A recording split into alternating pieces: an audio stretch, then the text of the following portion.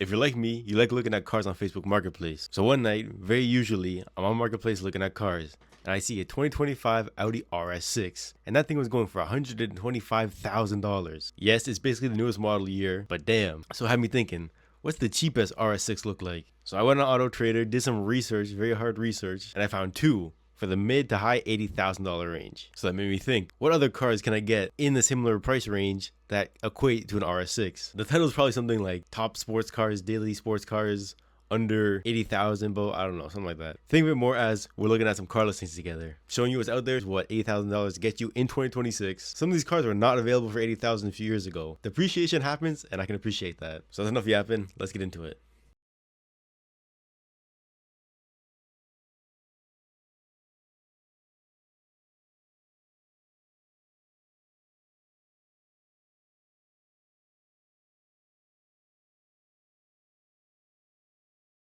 Think of it as some cars that can compete with the RS6 in some sort of way in a similar price range. I will say overall, the RS6 is probably the top performer on the list if you're getting a 2025. But if you're looking at 2021, the first model year in North America, you get them for a decent price. And in my opinion, it's one of the best looking cars in Audi's lineup. So if you enjoy looking at car listings, this is for you. This is for me. Crack open a cold one. I'm sipping on a White Monster. Let's get into it. That first sip's always the best.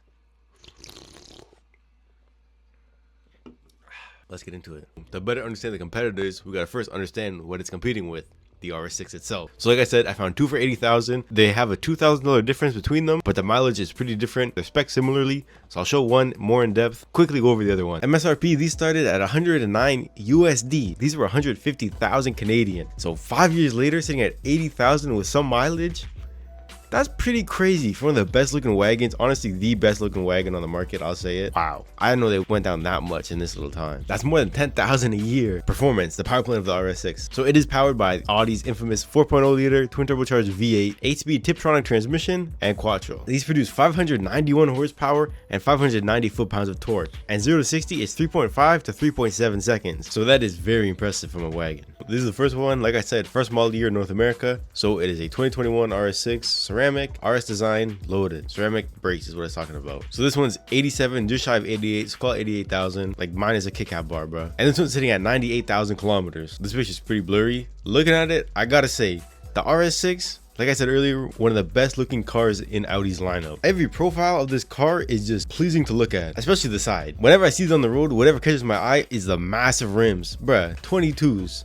Shout out Big Black. My arms like my rims, baby. 22s. If you know, you know. Understand 22s. My arms are like my rims, baby girl. 22s. But bruh, look at them things. Massive wheel arches. It is a big car, but this is an RS model. But one thing Vag cars do, Audi, Volkswagen even, their cars always have very thick rear hips. It is a wagon, so it's kind of given, but it's a very thick car. Has a nice little spoiler on it. I don't know why. I feel like on wagons and hatches specifically, spoilers really change the look of it. If it didn't have the spoiler, it would look like pretty regular, honestly. Very aggressive hood, massive front vents. You see the intercoolers too, so they're not for fashion. They, you know, they actually have function. And those massive ceramic brakes, 22-inch rims, very futuristic rim design. I personally like it. It fits the car very well. It is a very modern looking car.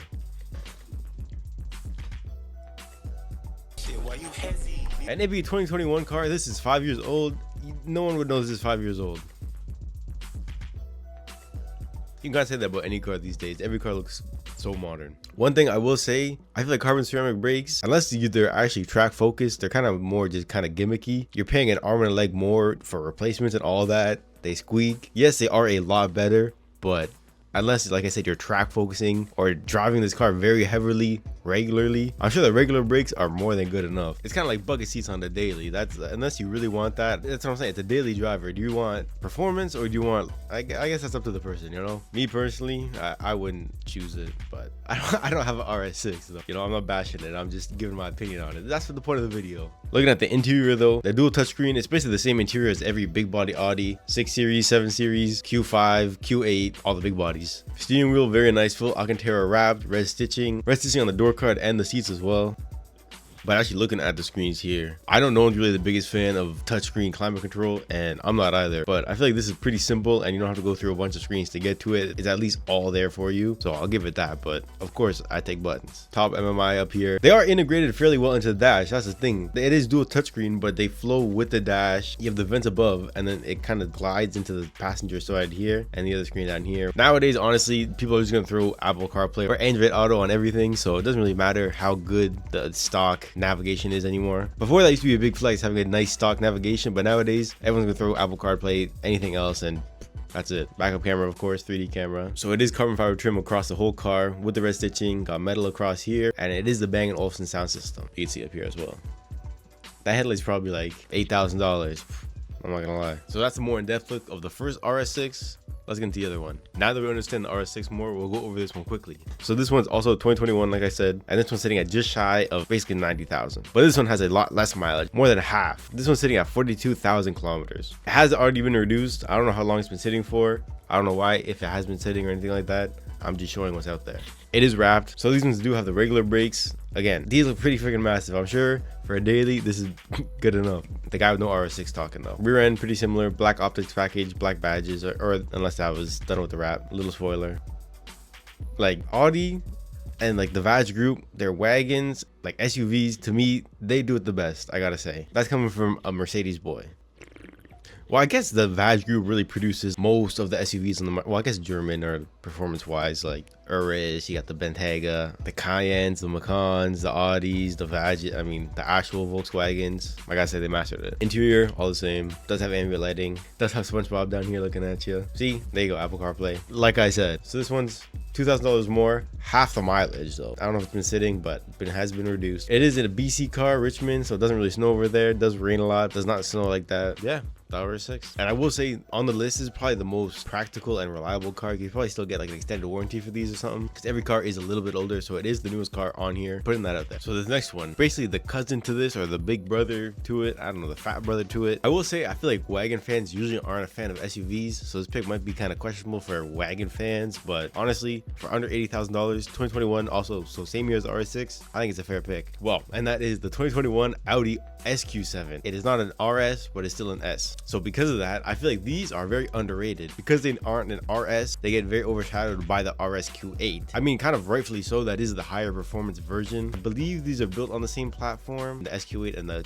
Q7. I'm pretty sure the Q8 is, of course, bigger in theory. So this one, 79,000, so just shy of 80,000, and this one has also pretty low mileage, 48,000 kilometers. So it does have the same engine as the SQ8, the 4-liter twin turbocharged V8, 8-speed Tiptronic Quattro as well, and this one's sitting at 500 horsepower and 568 foot-pounds of torque with a 0-60 of 4.3 seconds. So these actually come with rear wheel steering and anti-roll bars to make it feel a lot smaller and control better than a big body should. So I believe the main difference between the RSQ, like for example an SQ8 and an RSQ8, is I'm pretty sure the brakes are different, suspension's kind of different, tuning's different.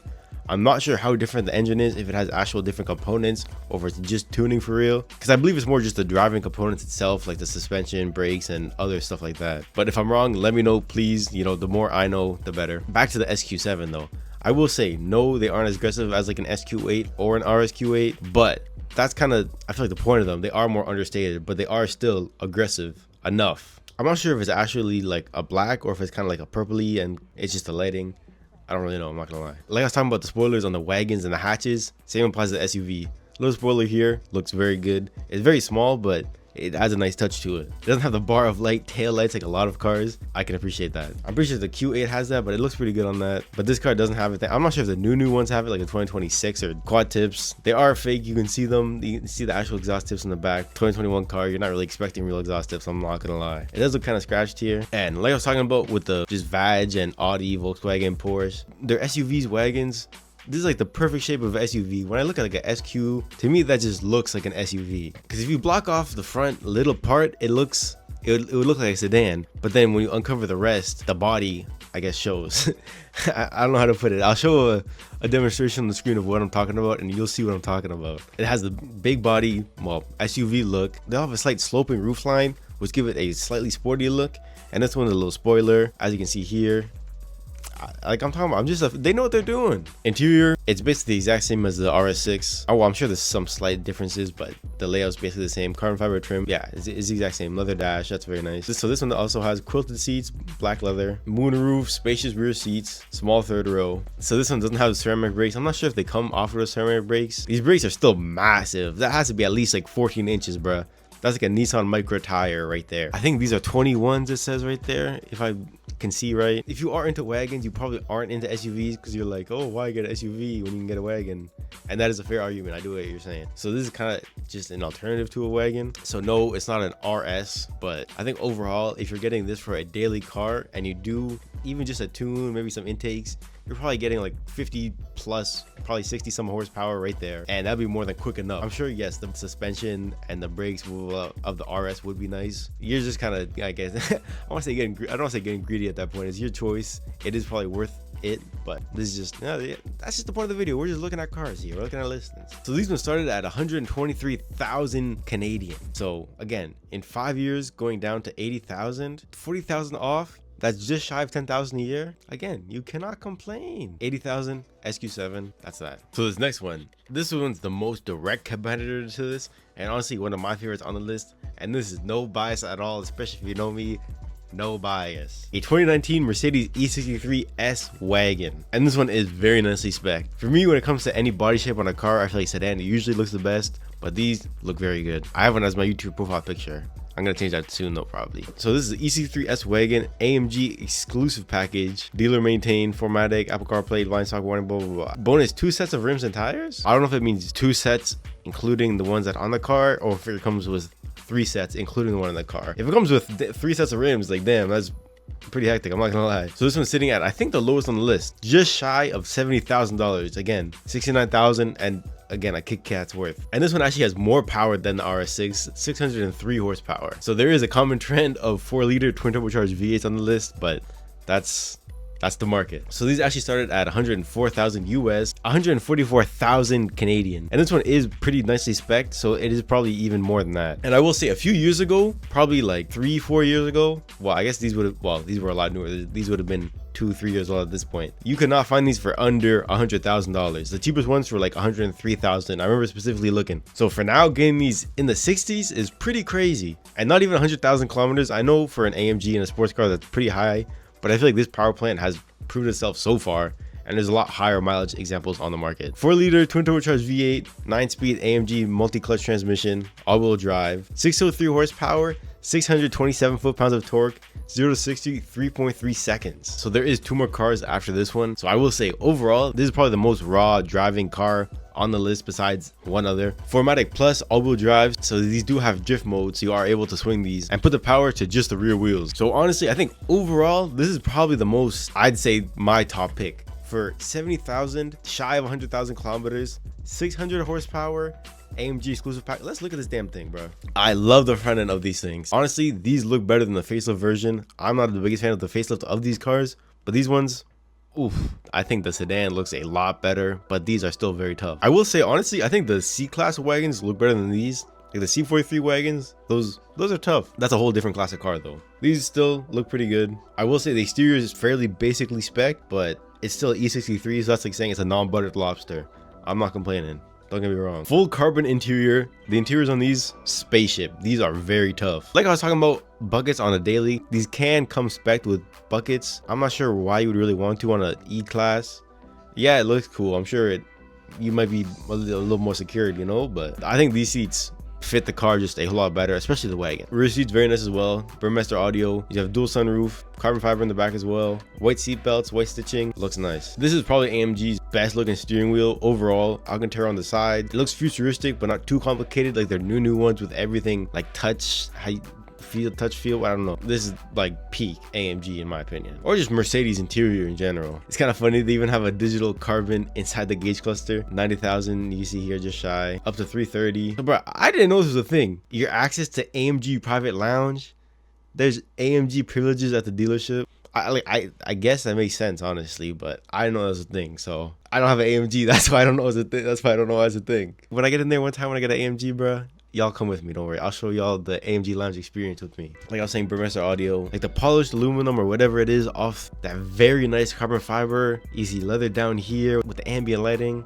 cooled seats, fully spec, no blank buttons here. Again, just peak. IWC Schaffenhausen, I believe that's how it's, well, it's probably pronounced with a better accent, but Schaffenhausen, I think is how you say it. Watch here, very bougie, very nice controls for everything. That big old 4-liter twin turbocharged V8, 603 horsepower, more than the RS6.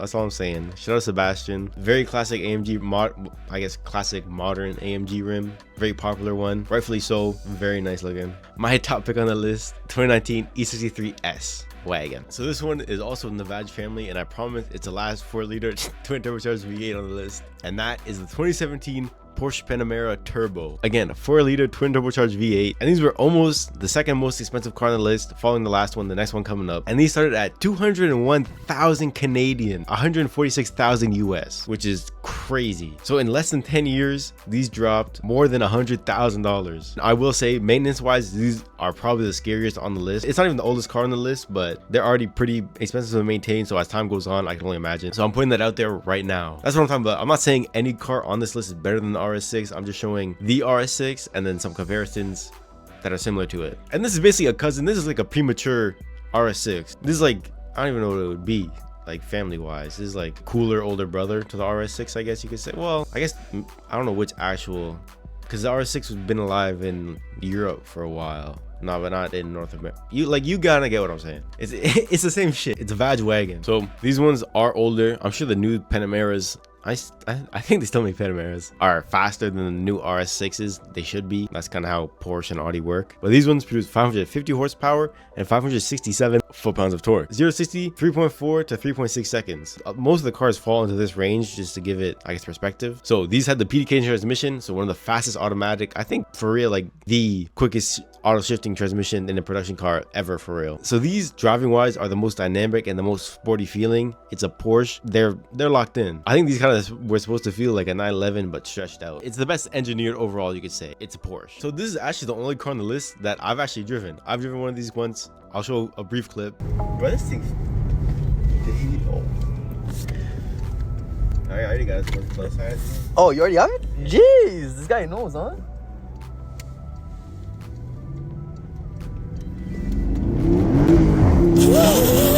That's all I have. That's why I'll only show a brief clip. Let's get into this one. 4-door turbo Panamera 2017, and this one actually has fairly low mileage, 54,000 kilometers. So that's not that bad considering it is one of the older ones on the list. It's a 2017. That's not bad. Let's look at this thing now. So it is black on black, and I will say I used to not really be the biggest fan. I don't know, I want to like these, but I kind of don't, because I'm not really a wagon guy. Like, these aren't technically a wagon. There is a wagon version, but I think they're originally like a 4-door coupe, but they look more wagony. The older ones look especially more wagony. Let's get into it. So it's black on black, no chrome accents, black rims. Like, I feel like if the roof line was a little bit lower, it would look a little bit better, but I'm pretty sure they did that for headspace. But if you're making a 4-door coupe, you're not making it for headspace. So I think if they just sloped the roof down a little bit more, gave it a little, you know, it would look a little bit better. Overall, it is still a good looking car. Nice spoiler, I believe that is active. Vents here, I'm sure they're functional. Nice rims, similar to the Mercedes ones. Panamera Turbo, thick wheels back here, but yes, it is an active wing, so that does retract. Kind of like me when I see a Mercedes, honestly. Well, the opposite of retract. I feel like this looks wise kind of falls into the SQ7-ish. It is still a Porsche, so it is that upper class of a car. It is pretty subtle looking from the rear. There's no crazy diffusers, not like carbon out. It doesn't look overly sporty. Well, it is a Porsche though, so it, like, you know, it's sporty. But like for a turbo, it doesn't look like it doesn't look like a $2,000 car, honestly. I feel like maybe that's why some people buy it, because it is, and it might feel like one, but it doesn't really look like one. It's not as flashy. Nice exhaust tips though, I will say. Those are very nice. I didn't really notice those that they stick out like that. Nice analog gauges here, and I will say this probably has the nicest interior, and for being the second most expensive car on the list, it should. Full red guts, bright vibrant red, reflecting off the carbon accents here, just black piano. Well, that's not even piano. It's like, it's not touch screen. It's, I don't know, it's technology, but it looks good. This is touchscreen. Your clock in the middle here. That's not a clock. I think that's something to do track focus function wise. Aluminum door handles here. Just, very, very nice. There is a lot going on, but I'm sure once you own the car and know what's going on, it flows very nicely. Turbo seats, red, like I said, they are a little bit wrinkled. Honestly, they're more wrinkled than I expect for 45,000. It could have been a big owner, you know, you never know, but I'm not gonna lie, I didn't notice that earlier. I'd expect a little bit better. Like my A5 has less wrinkles and freaking 4 times the mileage. Airbag in the seat, actually, I didn't know that. That's pretty cool, actually. This is just a very nice interior. Is this really? Ain't no way this is 54,000. Wrinkled ass seat and like steering wheel is peeling? Is this just a bad example, or are these just no way these wear that easily? 200,000, bro. It's not even 10 years old. Even the rear seats have like, maybe I see why this one's 80,000. Well, we're seeing what you get for 80,000. You know, passenger seat doesn't look as bad, but yeah, that seat looks pretty worn. Even this seat. Do these just wear quickly or what? Every seat has wear. You don't expect the, oh, damn, I didn't know these have a whole like command system back here. That's cool, but I guess maybe that's why the back seats have wear. But look, you can see indent here. You can see creases here. I'm gonna have to look at another one real quick and see how that compares. Like, yeah, bro, look at that. No way that's that scratch. How is this that beat up? Alcantara on the side here. Carbon fiber, like I said. Huh, interesting. So why was that so beat up? Let me look at another one real quick. Okay, so this one, look at this steering wheel. Basically perfectly fine. The seat, little wear on the side here, but not nearly as bad. 2017, 71,000, 84,000 kilometers. So more kilometers, less wear. So I don't know if that one just got beat on or what. I don't know. I don't want to say it was rolled back. Like, ain't no way that shit was rolled back. I want to not think so. Let's see this one. Like, there's 3 2017 turbos in Canada for sale. Well, on Auto Trader. Ooh, this one looks better, honestly. Thick exhaust tips. This one looks, this one might be spec'd a little bit better. This one looks a little bit nicer. Yeah, see, that looks okay. Like we're here, that was on the last one. Steering wheel perfectly fine. Back seats a little bit of creasing, and this one had 147. Damn. So this one had triple the mileage basically. The first one, I don't know why that got beat on. These are 2 other examples in Canada. Well, there's 3 other examples in Canada. 71,000, 62,000, 84,000 kilometers, 147,000 kilometers, and then this beat up ass one owner. What, like, was he driving like flight?